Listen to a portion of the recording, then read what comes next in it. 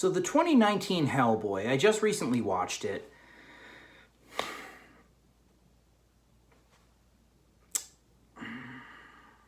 It's difficult to put into words, honestly.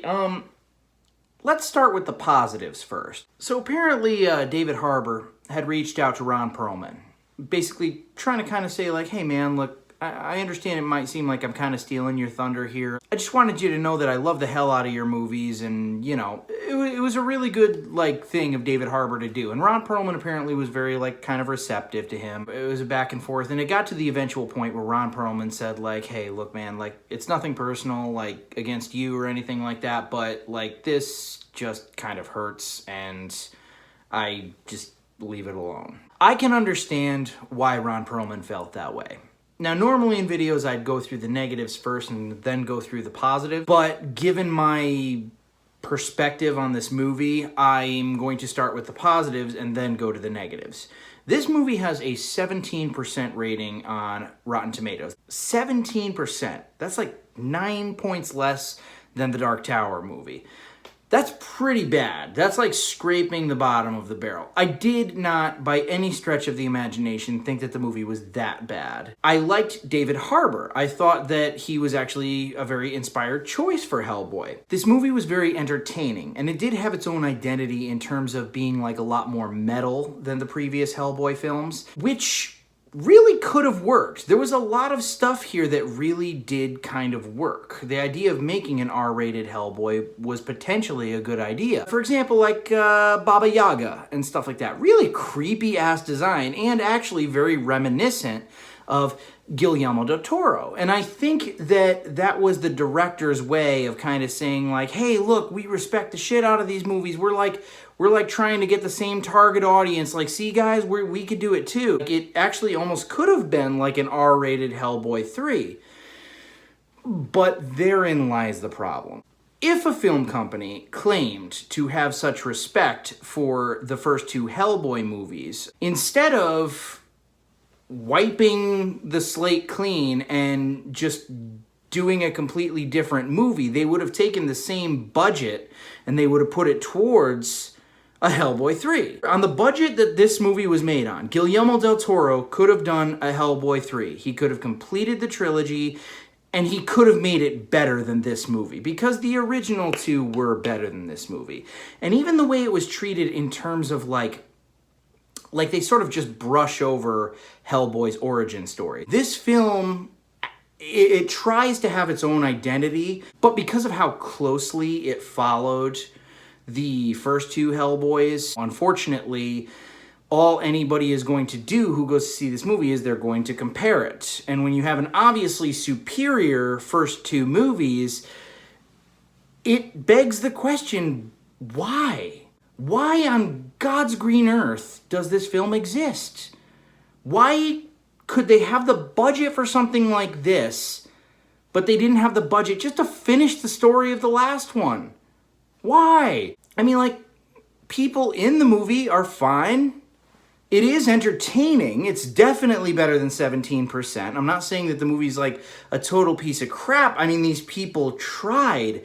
It's just the idea. Fans are pissed off because they didn't get a Hellboy 3, and they are rightfully pissed off. I am pissed off because it doesn't make any logical sense at all. Of course this movie was not going to be well received. And the real tragedy of it is, like, a more metal vision of Hellboy, I really think could have worked. There were aspects of this movie that really could have worked. It's sort of like Hamlet, you know? Yea, the funeral baked meats did furnish forth coldly at the marriage tables. Basically meaning they took the leftovers from this funeral and they used it at the marriage, you know, that followed, 2 days later. Fans needed a Hellboy 3. 10 years down the road after the trilogy was completed, then hey, go to town. The story's done. But it wasn't. And it just begs the question, how could you have respect for this art? How could you have respect for this story if you put forth the funding to basically just like uproot it and create something that was treated, frankly, with, I mean, like, I'm hesitant to say half the care. Guillermo del Toro is a master of his craft. He's a genius. So it's sort of like it really comes across as half-assing it, just getting some people together to say like, hey, yeah, we'll take some of the cool imagery and some of the creepy shit and a lot more CGI, and we'll make it R-rated, lots of blood and guts and gore, and everybody will just be okay with that. And it's sort of like, well, I mean, no, we're not. At the end of the day, it's an entertaining movie. I own it on Google Play, but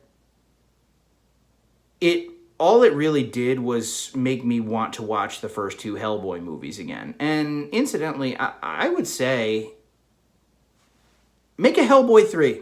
I'm pretty damn sure that Ron Perlman would be on board. I'm pretty damn sure that Guillermo del Toro would be on board. Selma Blair, I mean, I don't really know what she's doing with her life right now, but I mean, it would be a paycheck for her. I really don't see why she wouldn't return. Make a Hellboy 3.